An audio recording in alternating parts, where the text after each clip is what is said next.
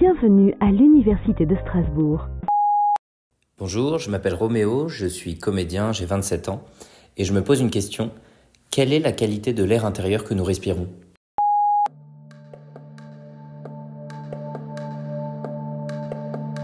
Merci de l'avoir posé, un podcast de l'Université de Strasbourg.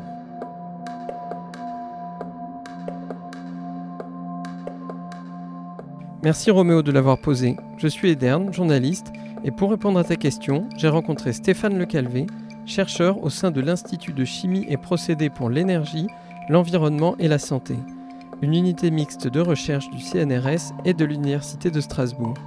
Avec son équipe, il mène des travaux pour mesurer la qualité de l'air intérieur, développer des instruments de mesure et découvrir des matériaux susceptibles de purifier l'air.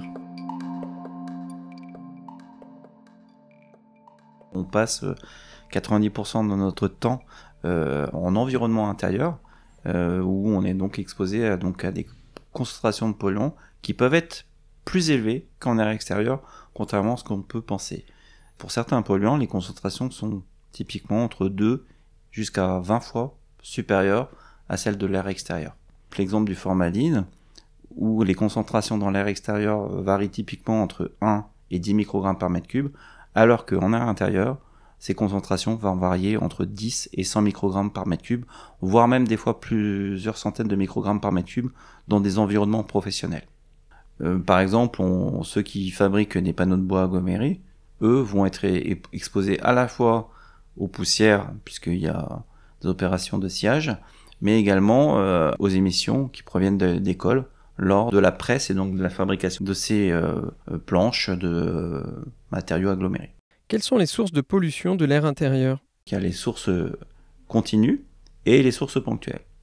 En termes de sources continues, on peut citer par exemple les matériaux de construction, les meubles, notamment les matériaux qui servent de revêtement sur les différents murs, plafonds, sols, etc., qui vont donc émettre des petites quantités, mais sur des très longues durées. Et les sources ponctuelles, par exemple, ça sera des combustions pour notre chauffage. On a également les combustions qui sont liées, par exemple, à l'utilisation de bâtons d'encens, de bougies, etc.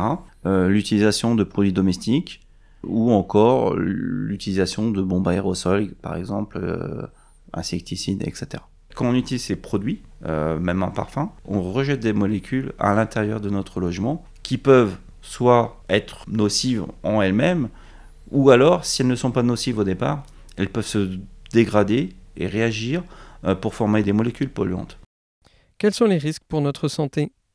Quand vous êtes exposé à des concentrations très élevées, donc ce qu'on appelle l'exposition aiguë à certains polluants, on peut avoir des événements respiratoires, détresse respiratoire.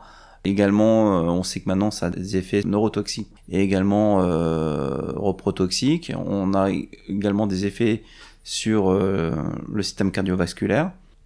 Donc tout ça peut être à des expositions aiguës. Mais également, on peut avoir des effets à des concentrations très faibles sur des très longues durées qui peuvent générer jusqu'à des cancers. En l'occurrence, le benzène provoque des leucémies. Le formaldehyde provoque le cancer du nasopharynx, et c'est pour ça que ces deux polluants, en l'occurrence le formaldehyde et le benzène, sont réglementés en air intérieur. De quels moyens dispose-t-on pour mesurer la qualité de l'air que nous respirons ? On va pouvoir recourir à divers outils de mesure. Donc ça va des petits capteurs qui permettent de mesurer grossièrement la concentration de certains polluants, mais par contre ils ne sont pas précis. Et ça va également aux instruments beaucoup plus performants qu'on appelle des analyseurs. Et là, on arrive à mesurer souvent très rapidement et avec une très très bonne précision les concentrations de ces polluants. Donc nous, au laboratoire, on développe des micro-analyseurs, donc des analyseurs miniaturisés, de façon à pouvoir les transporter relativement facilement. En l'occurrence, on a déjà fait des campagnes de mesure en air intérieur dans plusieurs écoles en France. En conclusion, est-ce que vous avez des conseils à nous donner pour respirer un air de bonne qualité dans les espaces où nous vivons et où nous travaillons ? Le plus simple conseil que je peux prodiguer pour améliorer la qualité de l'air, en fait, c'est d'aérer ou d'avoir un système de ventilation qui soit performant, notamment dans les bâtiments en basse consommation, afin de pouvoir renouveler l'air de façon suffisante.